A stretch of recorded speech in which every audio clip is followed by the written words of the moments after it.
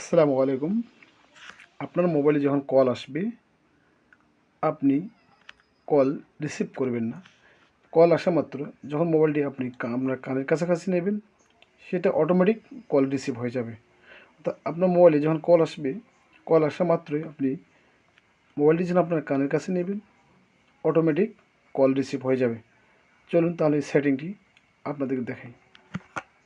এই জন্য আপনি প্রথমে আপনার কলার আইকনে ক্লিক করবেন। অর্থাৎ আপনার যে কলার যে আইকন আছে, আপনি এই কলার আইকনে ক্লিক করবেন।